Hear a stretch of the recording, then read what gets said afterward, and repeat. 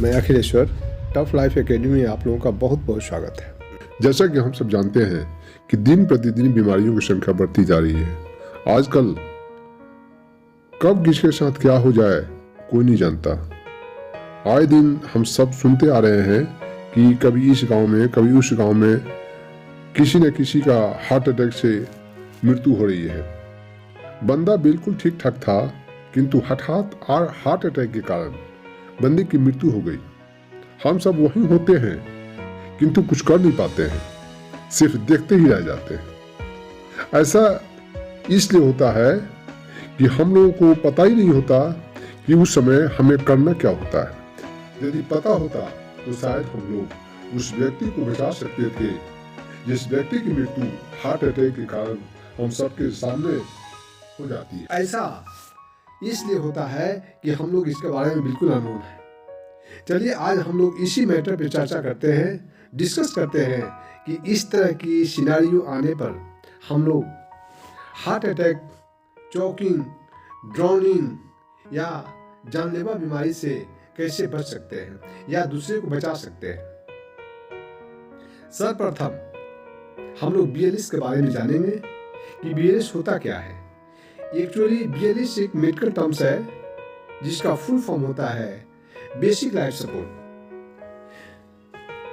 CPR अर्थात cardiopulmonary resuscitation जो life survival technique और प्रोसेस है वह BLS के अंदर अर्थात बेसिक लाइफ सपोर्ट के अंदर ही कार्य करता है। किसी भी रोगी को, किसी भी घायल व्यक्ति को या किसी भी इंजर्ड पर्सन को तब तक BLS द्वारा उपचार किया जा सकता है जब तक वह रोगी हॉस्पिटल में या डॉक्टर के सुपरविजन में नहीं आ जाता।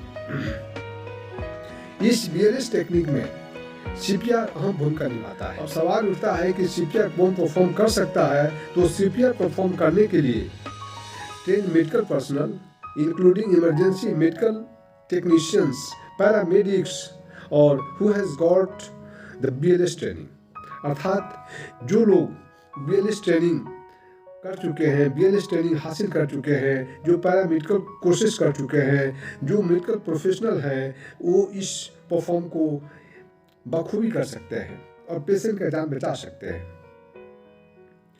कुछ ऐसे केसेस हैं जिसमें हम BLS का प्रयोग करके हम कुछ केसेस को कार्डियक अरेस्ट, चोकिंग तथा ड्राउनिंग के केस को हम बचा सकते हैं। एक्चुअली जब हम BLS का प्रयोग करते हैं या जब CPR देते हैं उस समय हमारे पास सिर्फ अपना स्ट्रॉन्ग पॉजिटिव एफर्ट होता है।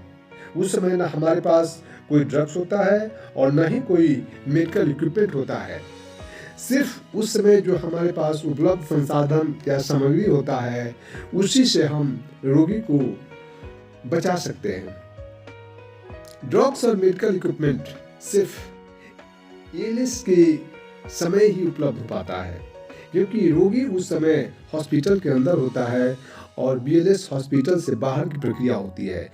जो व्यक्ति हॉस्पिटल में है उसको एफोर्डेबल और लेटेस्ट मेडिकल इक्विपमेंट और मेडिकल ड्रग्स के द्वारा उसको आसानी से बचा सकते हैं। बट जो पेशेंट, जो रोगी, जो injured person out of hospital उसके साथ कोई घटना घटती है और वहाँ जो हम विदाउट ड्रग्स या विदाउट मेडिकल इक्विपमेंट के अप्लाई बिना हम उसको ट्रीट करते हैं, बचाते हैं, फर्स्ट एड देते हैं, उसको हम लोग BLS कहते हैं। एक छोटी अवधि का कोर्स करके हम BLS की सर्टिफिकेट हासिल कर सकते हैं।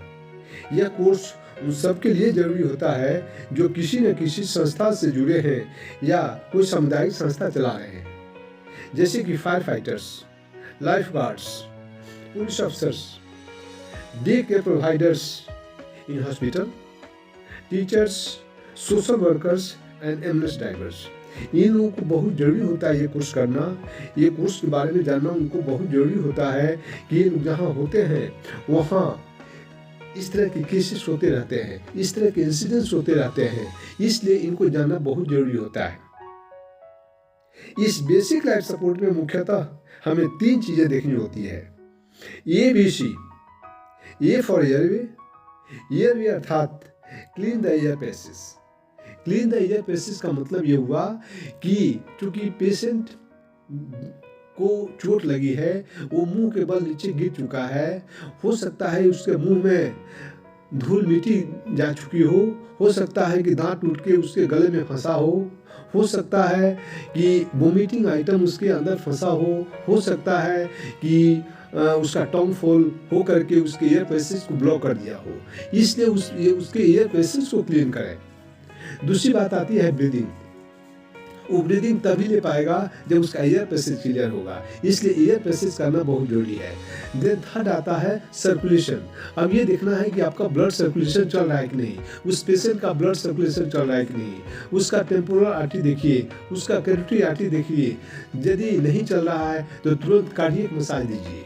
कार्डियक मसाज अर्थात कार्डियक मसाज का मतलब ये हुआ कि आप उसको कार्डियक कंप्रेशर दीजिए ताकि उसका कार्डियक पंप करना शुरू कर दे और पेशेंट सरवाइव हो सके। अब एक्चुअली अभी इसको एक्सप्लेन करूं तो वीडियो बहुत बड़ा हो जाएगा।